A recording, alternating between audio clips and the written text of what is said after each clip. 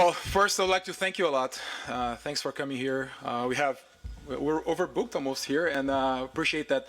I know that lots of co-organizers and people out there are watching us over streaming. I'd like to thank a lot, first of all, Isidro for this incredible support to us, and of course the President Markula, Vice President Tanzib for the big support that we have from the European Commission in giving a shout out in this whole event that has taken us, was crazy. I'll talk a little bit about it, but I'm an entrepreneur myself, so if you allow me to tell a little bit of a story here, and maybe we can just push the start the presentation.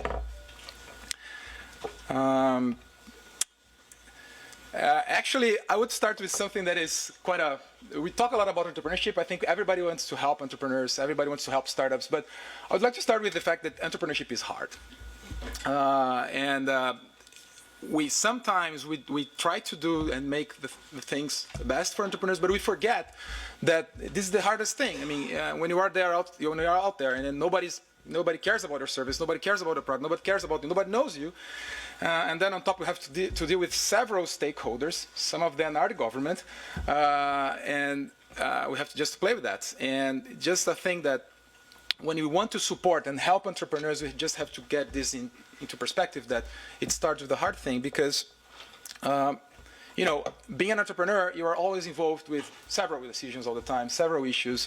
How to start a company, how to think about the product, how to be local. Originally, when you start something, and then I use here a picture that I think represents a lot how we get done. We start with this. We start with a napkin. And usually the napkin is your business plan in the beginning. You have a little concept, you have zero concept of how to get started. And that's how you get planned. You have no idea how you're gonna go.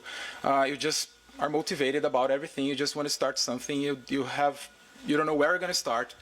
You don't have any money. You don't have any support, and then you have to deal with a lot of issues to proper start. And that's why I just want to bring this and take advantage that we are in the European Commission to remember that right now, lots of entrepreneurs out there, not only in Europe but worldwide, are with napkins right now. And then I think when we start to do and make things for entrepreneurs, we have to think about this moment, the moment of truth, the moment of the napkin. But when we pass this napkin moment, we usually get into the real thing, right? People incorporate businesses, they need grants, they need subsidies, they need office spaces. Coming from the napkin to the real business, to the real thing, requires a lot of processes that I'm not going to call bureaucratic process, but processes that are involved to make things happen. And guess who are the ones typically involved in these processes? The local authorities, the regional authorities, the government. Some countries, some regions do things like this, and I would like to thank Vice President Zip, because I have my Estonian card. I'm an Estonian resident. This is the type of thing that I think from an entrepreneur perspective, this type of thing is the thing that helps entrepreneurs, because it cuts process like this from 4 months to 18 minutes sometimes. This is amazing. I'm selling Estonia, then we can talk about a special promotion about Estonia, okay? And from this, we have to think that when you get these things happens in the regions.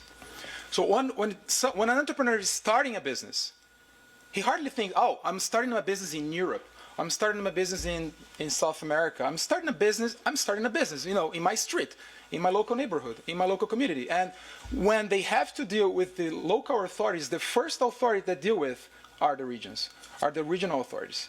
And these are the ones that have the most impact on their lives, on the success of their potential business.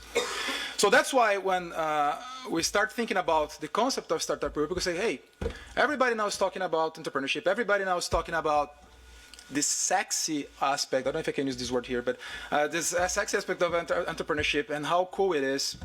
But nobody talks about the napkin. And nobody talks about how hard it is to start. And nobody talks about the regions, because nobody gives the local authorities the right stage for them to speak. And people think, like, in Spain, for example, if I'm in the countryside of Spain, if I'm in a small region in Spain, I have to go to Madrid or I have to go to Barcelona to start. That's not true. I mean, there are lots of resources already available.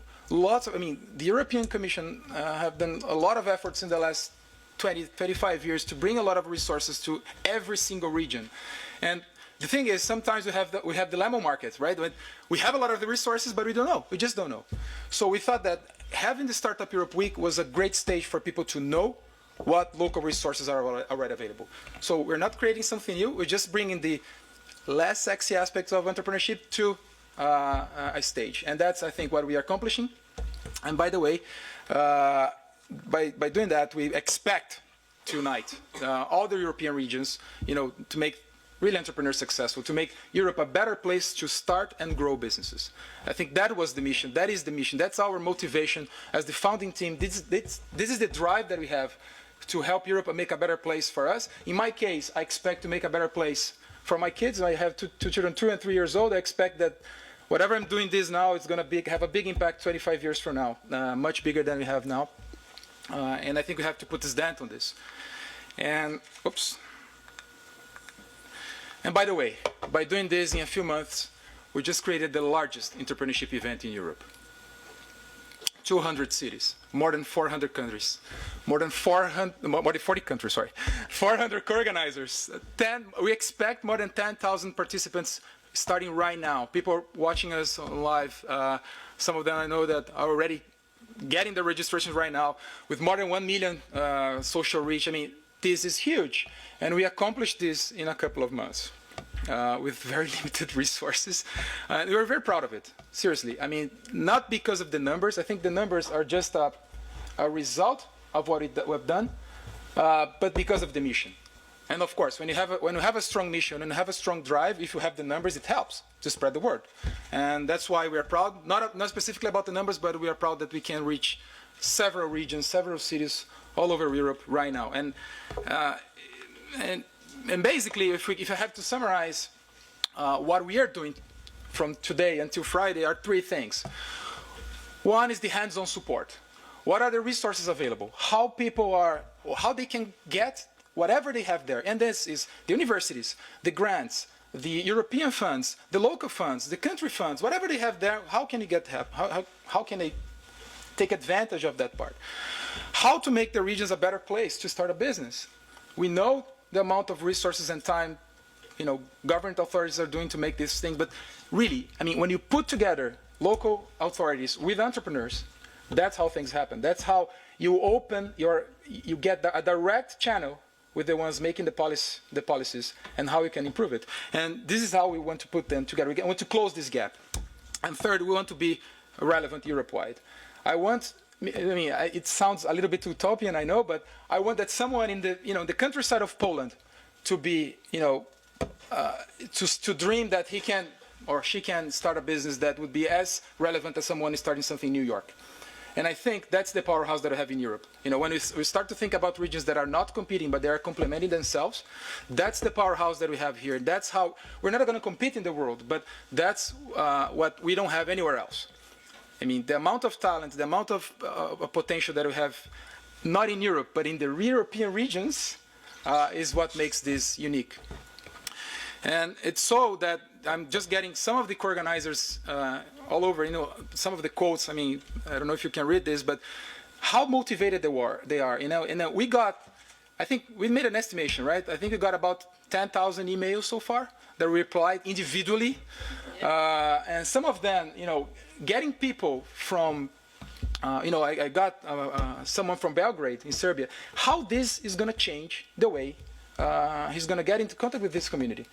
People from Finland, people from Portugal, how they get Startup Europe Week as the excuse to get in touch with their local community and to make it better. And they are really committed. I mean, we have amazing co-organizers, and they are extremely committed, not only to show off their business, which is fair enough because they're entrepreneurs as well, but to really make their regions, their communities more relevant. And I think we expect with CU to be the seed of this transformation. Of course, entrepreneurs have this idea to make things much bigger, but we expect this to be the seed, to put them in content locally and make things much more relevant from now on. And of course, it's easy to mention, but I really would like to thank this incredible team that is sent here. I'm partial to that because I've been a consultant and entrepreneur for some time now, and I've never seen a team performing so well virtually, because we have people from Italy, Denmark, Brazil, Spain, Venezuela, Poland, Mexico, working in 5 different countries virtually, and these people made this up. I would like you to please stand up, and I'll actually another round of applause to you for this amazing work, and thank you very much, because you guys made it. You guys made it. Seriously. And of course, we shouldn't end here, and we actually would like to launch Startup Europe Week 2017 already. We expect to have the support for next year, and February we still have to discuss the dates, but we'd like to invite you all, make this even more relevant next year, and who knows how many things else we can do. Thanks a lot for hosting us here. Thanks.